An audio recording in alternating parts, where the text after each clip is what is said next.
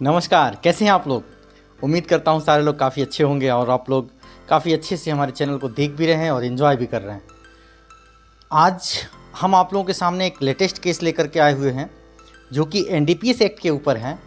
और वो latest case इतना इम्पोर्टेंट है कि अगर लोअर कोर्ट ने आपको सज़ा भी दे दी तो निश्चित रूप से हाई कोर्ट और सुप्रीम कोर्ट तक जाते जाते आप बाइज्जत बरी हो जाएंगे, जैसा कि इस केस में हुआ है। बहुत ही महत्वपूर्ण केस। चलिए हम आप लोगों के सामने डिस्कशन करते हैं। आसिफ, इनका नाम है यूसुफ उर्फ आसिफ वर्सेज स्टेट, जो कि ये केस 2024 में भी आया रिसेंटली। इस केस की मेन थीम क्या थी मैं आप लोगों को समझाता हूँ। इस केस में हुआ क्या था। इस केस में बेसिकली 4 लोग सुबह के समय में एक गाड़ी में बैठे हुए थे और टीम को पता चलता है कि कुछ लोग गाड़ी में हीरोइन का या नशीले पदार्थ का व्यापार करते हैं। टीम वहाँ पे जाती है, टीम वहाँ पे लोगों को पकड़ती है और पकड़ने के बाद उनके पास से जूट के बोरे में कुछ मादक पदार्थ वो प्राप्त करती है। अब सवाल ये उठता है कि वो मादक पदार्थ क्या है, इसकी बिना विशेषज्ञ जांच के कंफर्मेशन नहीं हो सकती। तो इसके लिए जो कि सेक्शन 52A में प्रोविज़न है एनडीपीएस एक्ट के कि अगर कहीं पे भी ऐसा कोई व्यक्ति पाया जाता है तो आप उसके लिए बाकायदे मजिस्ट्रेट को एक सूची बना करके कि हाँ, हमारी जानकारी में ये फला व्यक्ति फला सामान फला साधन के साथ में और फला वस्तु के मतलब फला चीज़ में उसने ये सामान रखा हुआ है, बाकायदा उसका एक सूची बनेगा। और उस सूची को ले करके आप मजिस्ट्रेट के पास एक आवेदन करते हैं कि श्रीमान जी आप यहाँ पे आइए और आ करके आप इसकी पूरी जांच करिए और इस पूरी सूची को आप सर्टिफाइड करिए ताकि हम इसके सैंपल को प्रयोगशाला में भेज सकें। तब जाकर के यदि उसका सैंपल निकल करके आता है, सैंपल की रिपोर्ट अगर आती है कि नहीं ये एक मादक पदार्थ है या एक ऐसा पदार्थ है जिसको रखने का आपको दंड लग सकता है, या ऐसा पदार्थ अगर आप रखते हैं तो आपको निश्चित रूप से दंड का भागी माना जाएगा, तो अगर यह वहाँ से रिपोर्ट आती है तो उसके आधार पर उनके खिलाफ कार्रवाई की जाएगी। इस केस में क्या हुआ था कि 4 व्यक्ति पाए जाते हैं। 4 व्यक्ति के पाने के बाद पुलिस ने मजिस्ट्रेट को न बुला करके राजपत्रित अधिकारी, जिसको इंग्लिश वर्जन में गजटेड ऑफिसर कहते हैं, उनको बुला लिया। अब गजटेड ऑफिसर जब आते हैं तो गजटेड ऑफिसर ने आकर के वो पूरा नमूना चेक किया, सब कुछ किया और नमूने पे अपना सिग्नेचर वगैरह करके भेज दिया।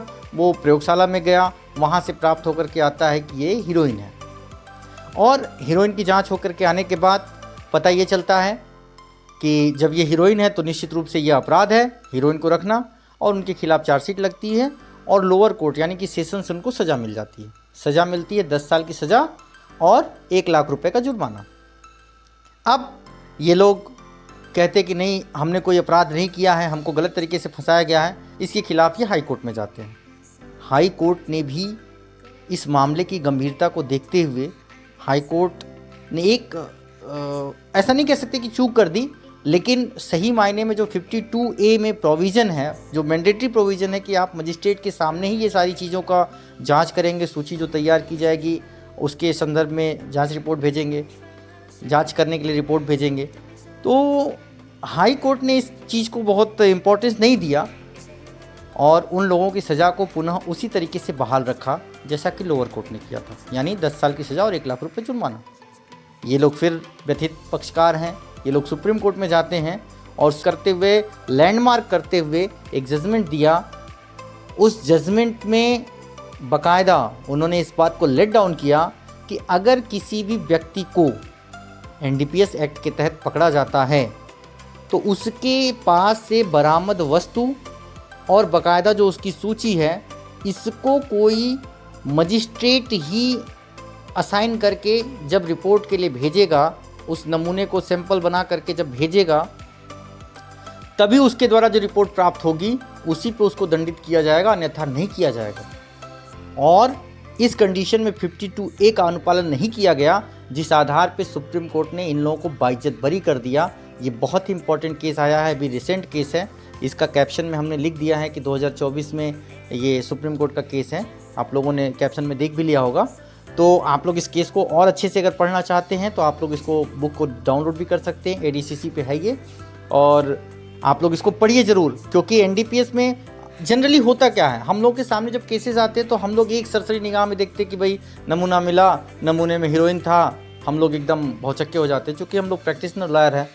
लेकिन हमको बारीकियों को समझना पड़ेगा कि अगर कहीं पे किसी ने भी मैंडेटरी प्रोविज़न का अगर बार किया हो, मैंडेटरी प्रोविज़न का यदि पालन न किया हो, तो निश्चित रूप से ऐसे कंडीशन में आपको बाइज्जत बरी किया जाएगा, क्योंकि जो चीज़ें मानने योग्य हैं आपको उसको मानना ही पड़ेगा। तो आप इसको अच्छे से पढ़िए। बहुत बहुत धन्यवाद।